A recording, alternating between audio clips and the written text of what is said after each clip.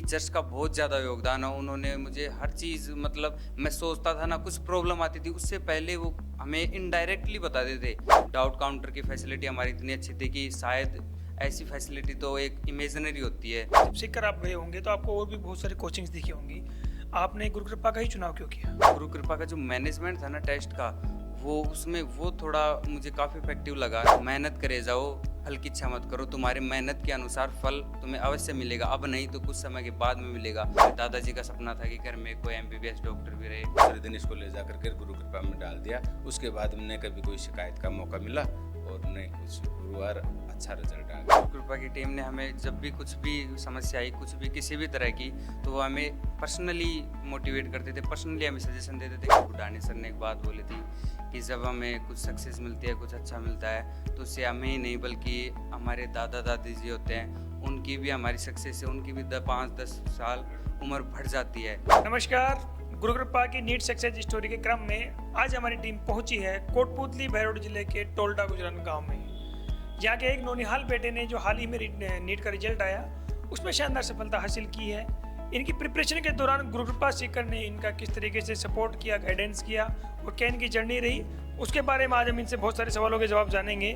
तो मैं सबसे पहले संदीप आपको बधाई और पहला रिएक्शन मेरा आपसे कि सबसे पहले जब रिजल्ट आपने देखा है, जब आपको रिजल्ट के बारे में पता लगा तो आपका पहला रिएक्शन क्या था? सर मेरा पहला रिएक्शन ये था कि काफ़ी अच्छा रिजल्ट रहा, जैसा मैंने सोचा था वैसा ही रहा और इससे मुझे काफ़ी अच्छा फील हुआ। जब मैं पहली बार गुरु कृपा में गया था तो बुढ़ानी सर ने एक बात बोली थी कि जब हमें कुछ सक्सेस मिलती है, कुछ अच्छा मिलता है, तो उससे हमें ही नहीं बल्कि हमारे दादा दादी जी होते हैं, उनकी भी हमारी सक्सेस से उनकी भी 5-10 साल उम्र बढ़ जाती है। तो इस चीज़ को मैंने ध्यान में रखकर पूरी साल मेहनत की कि मेरे दादाजी तो पहले ही गुजर गए थे, कहीं मेरी दादी जी की भी उम्र बढ़ जाए तो भी बहुत अच्छी बात है।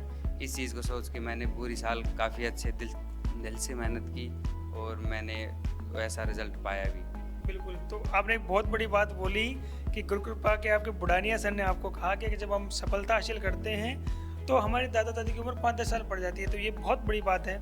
संदीप, आप मुझे बताएं कि डॉक्टर बनने का सपना आपका खुद का था या आपके माता पिता का था? आपको सबसे पहले किस उम्र में पता लगा कि मुझे डॉक्टर बनना है? सर मैं पहले यहाँ रहता था तो हमारे गांव के एक हमारे जगराम नाम से मेरे दादाजी के दोस्त थे, तो वो आते जाते रहते थे, तो कई बार यहाँ बैठ जाते थे, हम बच्चों के साथ भी बैठ जाते थे।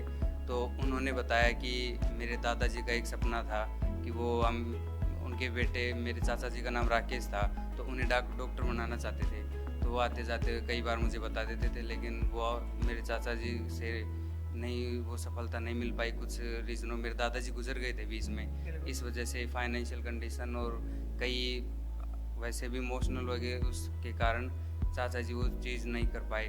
तो इस वजह से फिर वो दादाजी ने के दोस्त ने मुझे बताया कि ऐसे ऐसे बात है, तो कि मेरे दादाजी का सपना था कि घर में कोई MBBS डॉक्टर भी रहे। तो उस चीज़ को मैंने ध्यान में रखते हुए इस चीज़ का समर्थन किया और मैंने ये उसी दिन सोच लिया था कि दादाजी का सपना पूरा करना है। बिल्कुल, मेरे साथ इनके पिताजी भी हैं। सर, एक पिता के तौर पर संदीप ने बताया कि रिजल्ट पहले आपने देखा था, तो सबसे पहले रिएक्शन आपका क्या था? सर कोई भी बच्चा अगर सफलता हासिल करता है तो एक्चुअल बात है कि खुशी होती है। तो मैंने भी पहली बार जब रिजल्ट निकला लगभग रात के 10:30-11 बज रहे थे और मैं वहाँ पर अकेला था, बच्चा कहीं गया हुआ था। तो मैंने जैसे ही रिजल्ट निकाल के देखा बहुत खुश हुआ, अच्छी रैंक थी। मैंने सोचा कि अब तो कहीं ना कहीं हमारे आसपास ही इसको कॉलेज मिल जाएगी और फिर इसके पास सेंड किया और मेरे छोटे भाई के पास मैसेज भेजा, वह इसका पास हो गया, इसकी अच्छी रैंक आई है। बिल्कुल सर, एक पिता के तौर पर, क्योंकि हर माता पिता का सपना होता है कि हमारे बच्चे कामयाब हों, वो डॉक्टर, इंजीनियर जो भी बनना चाहें वो बने। उन्होंने बताया कि आपके पिताजी का सपना था, यानी कि इनके दादाजी का सपना था कि मेरा पोता पोती, मेरा बेटा डॉक्टर बने। तो आज इसने ये सपना पूरा किया है। एक पिता के तौर पर आप क्या कहना चाहोगे? मैं बहुत खुश हूँ पिता के तौर पे। अब बच्चे ने जो हमारा सपना था, सभी का सपना पूरा किया। हमारा पूरा परिवार बहुत ही खुश है। बिल्कुल सर, मैं आपसे जानना चाहूँगा कि जब सीखकर आप गए होंगे तो आपको और भी बहुत सारी कोचिंग्स दिखी होंगी, आपने गुरु कृपा का ही चुनाव क्यों किया? मेरा छोटा भाई पशु वेटरनरी कंपाउंडर की तैयारी के लिए वहाँ पर कलाम कोचिंग में गया हुआ था और हमने किसी कोचिंग के बारे में सोचा ही नहीं। उसने कहा कि इसको गुरु कृपा में भेज दो और वो छोटा भाई मनोज है जो ये इसको लेकर गया था और उसने इसका वहाँ पर एडमिशन करवा दिया और ये वहाँ पर पढ़ता रहा। बिल्कुल, आपने बताया कि ये शायद 1-2 साल पहले डॉक्टर बन जाता, क्योंकि आपने इसको कक्षा 11वीं में भी वहाँ डाला था, लेकिन ये इसका किसी कारण मन नहीं लगने की वजह से ये उस टाइम में आ गया था। अब ये कक्षा 12वीं के बाद में गया, तो वो क्या 2-4 साल के अंदर, वो भी ज़रा बताएं। सर क्या है कि मेरे भाई छोटा मनोज है, वो उस टाइम वहाँ से कर ही पढ़ता था, तो वो इसको लेकर चला गया लगभग 5-6 दिन बाद, या 11वीं क्लास के अंदर। 10वीं इसने यहाँ पर संस्कार इंग्लिश एकेडमी से 10वीं पास की थी, और 11वीं क्लास में वहाँ पर गुरु कृपा में लेकर चला गया। 4-5 दिन बाद में इसने मेरे पास फ़ोन किया, अब मेरा तो पापा मन नहीं लग रहा है, मैं यहाँ नहीं रहूँगा, वहाँ से ही पढ़ लूँगा, 12वीं पास करके फिर गुरु कृपा में चला जाऊँगा। फिर ये दूसरे दिन मैंने देखा तो यहाँ पर आ गया, मेरे को बहुत दुख हुआ। फिर इसको वहाँ जहाँ पहले पढ़ता था वहाँ पढ़ा दिया। 12वीं पास की, 12वीं में इसकी अच्छी परसेंटेज बनी 96.20, और रिजल्ट आया उसके दूसरे दिन ही।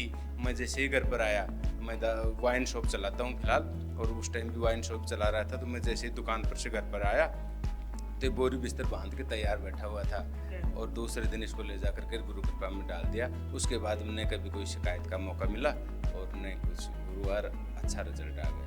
बिल्कुल, मैं संदीप आपके पास ही वापस आना चाहूँगा, क्योंकि ये जर्नी होती है, बहुत लंबी होती है। आपने 2 साल तक सीकर में गुरु कृपा के साथ रह करके तैयारी की। आपका 2 साल का एक्सपीरियंस बताएं कि आपको किस तरीके से गुरु कृपा की टीम ने सपोर्ट और मोटिवेट किया।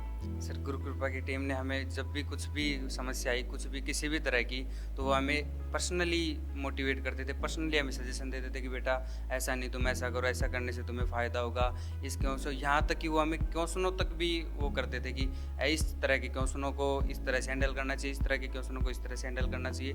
पूरी तरह से फुल हमें सपोर्ट किया, और यहीं तक कि हमारे हॉस्टल तक भी आकर वो हमें सपोर्ट करते थे। हॉस्टल तक की भी कोई समस्या होती थी तो वो आकर हॉस्टल वाले से बात करते थे, और वहीं बात करते मेस वाले तक की किसी भी प्रकार की हमें समस्या नहीं आने देते थे। डाउट काउंटर की फैसिलिटी हमारी इतनी अच्छी थी कि शायद ऐसी फैसिलिटी तो एक इमेजिनरी होती है, लेकिन इमेजिनरी चीज़ को हमें बुढ़ानिया सर ने हमारी इमेजिनरी चीज़ को एकदम सच करके दिखाया। इस चीज़ से मैं बहुत दिल से खुश हूँ। बिल्कुल, मैं आपसे जानना चाहूँगा संदीप कि आपके 3 सब्जेक्ट होते हैं, फिजिक्स, केमिस्ट्री और बायो। आपका तीनों में से सबसे अच्छा सब्जेक्ट कौन सा था? सर, केमिस्ट्री था। केमिस्ट्री था। वैसे लोगों का बायो होता है, आपका फिजिक्स केमिस्ट्री में से केमिस्ट्री था, उसके पीछे का कोई कारण?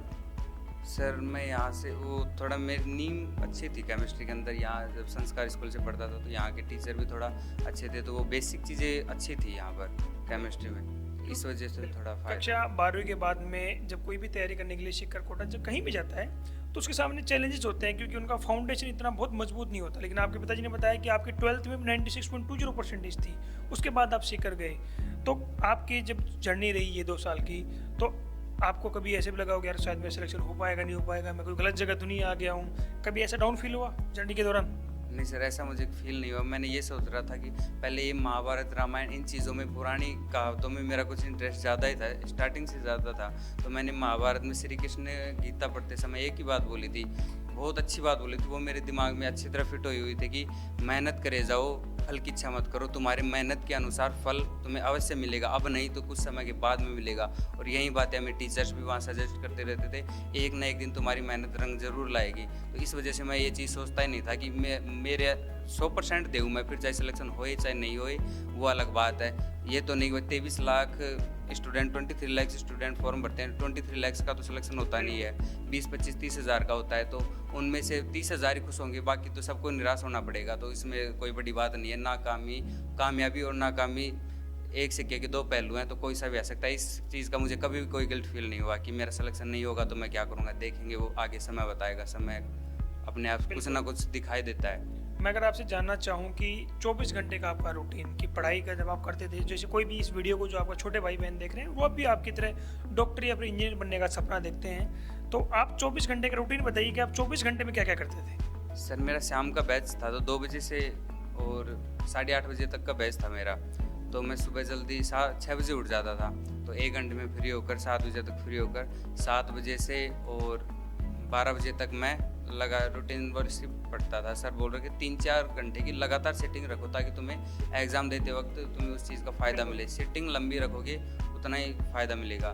तो मैं सुबह तो क्वेश्चन प्रैक्टिस वगैरह ये खूब करता था 12 बजे तक, फिर 1 आधे घंटे खाना वगैरह खा लिया, रेस्ट वगैरह कर लिया 12 बजे तक, और फिर 12 बजे से और 45 मिनट के अंदर 12 बजे से 12 बज के 45 मिनट तक मैं वो देखता था कि अब 2 बजे से टीचर हमें क्या पढ़ाने वाले हैं आप आगे, तो उन चीज़ों को थोड़ा थोड़ा ऊपर से देख लेता था।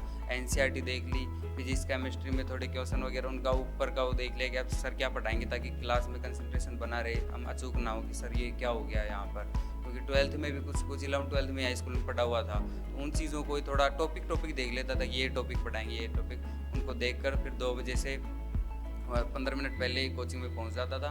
और वहाँ पास ही थी तो 1 या 2 मिनट लगते थे मेरे को कोचिंग के अंदर पहुँचने में। और फिर 8:30 बजे आता था, आधे घंटे में मुंह धो के फ्रेश होके सारा काम फ्री होके 9:30 बजे से, और फिर मैं 12 बजे तक शाम को जो भी आज पढ़ाया सर ने नोट्स वगैरह उनको देख लेता था। और क्वेश्चन प्रैक्टिस सुबह रहती थी, शाम को जो सर ने आज पढ़ाया वो आज के आज ही कंप्लीट कर लेता था।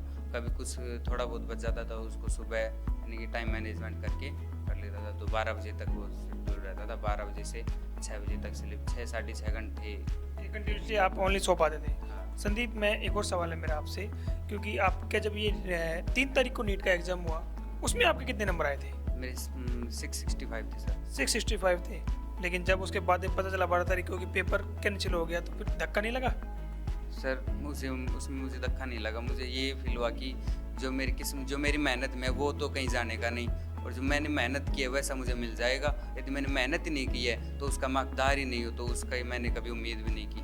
तो जैसे आपकी जर्नी रही उसमें कि उसके बाद में 1 महीने तक नीट किया रहा, एग्जाम कैसा आएगा, पेपर कैसा आएगा, क्योंकि वो पेपर थोड़ा इजी था, ये वाला पेपर थोड़ा टफ था, लेकिन कंपेरेटिवली आपकी इसमें भी नंबर बहुत अच्छे हैं। तो इस 1 महीने के जो जर्नी रही आपकी, इसमें आपको सबसे अच्छा क्या लगा? इसमें मुझे सर गुरु कृपा का जो मैनेजमेंट था ना टेस्ट का, वो थोड़ा मुझे काफ़ी इफेक्टिव लगा। नहीं वरना और बाकी जगह मेरे 1-2 दोस्त थे, यहाँ जयपुर में भी थे और भी कई जगह थे, उनमें इस चीज़ की उन्होंने काफ़ी प्रॉब्लम फेस की। तो उनका जो पहले का नंबर था और इस टेस्ट पेपर का नंबर था उसमें काफ़ी गिरावट आई थी। वो उस टेस्ट क्योंकि बच्चे मेंटली प्रिपेयर नहीं हो पाए थे, लेकिन हमें बुढ़ानिया सर के मैसेज, योगी सर के मैसेज, इनके मैसेज का इस तरह से प्रभाव पड़ता था कि हाँ बस कल ही है पेपर, बस आज की मेहनत है, बस आज की मेहनत है। ये करके हमें कभी फील नहीं होने दिया कि हमारी जर्नी कभी लंबी। हमें लगा बस हम तो अब जीतने वाले ही हैं, हमारा पढ़ावा समीप हमारा जो कुछ भी जो। मेरा अंतिम सवाल आपसे, जो इस वीडियो को देख रहे हैं आपके छोटे भाई बहन, आप कितने डॉक्टर इंजीनियर बनना चाहते हैं, उनको आप क्या मैसेज देना चाहेंगे, और आपकी सफलता में गुरु कृपा का कितना बड़ा योगदान है? मेरा जो भी इसमें योगदान है सर, जो उन टीचर्स का बहुत ज़्यादा योगदान है। उन्होंने मुझे हर चीज़, मतलब मैं सोचता था ना कुछ प्रॉब्लम आती थी उससे पहले वो हमें इनडायरेक्टली बताते थे। डायरेक्टली तो हम खुद जाकर पूछते थे तब बताते थे, लेकिन वो इनडायरेक्टली इस तरह से हैंडल करते थे कि हमें पता ही नहीं चलता था, हमारी प्रॉब्लम का सोल्यूशन हो जाता था। ये काफ़ी अच्छी चीज़ है गुरु कृपा की।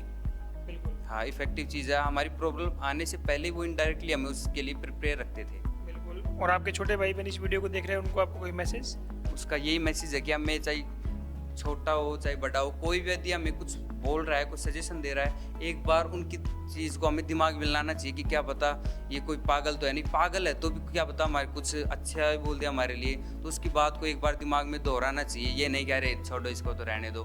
टीचर्स हमारे हमसे बड़े जो भी हैं, टीचर्स हैं, घर वाले हैं, पेरेंट्स हैं, चाहे कोई दुश्मन भी है, कोई भी हमें कुछ सजेशन देता है, कुछ बताता है, उसकी बात को हमें दोहराना चाहिए। ये नहीं कह रहे छोड़िए तो ऐसे ही है, ये चीज़ हमें कभी भी नहीं सोचनी चाहिए। उसकी बात को एक बार दिमाग में लाना चाहिए, क्या पता कौन सी बात कब काम आ जाए।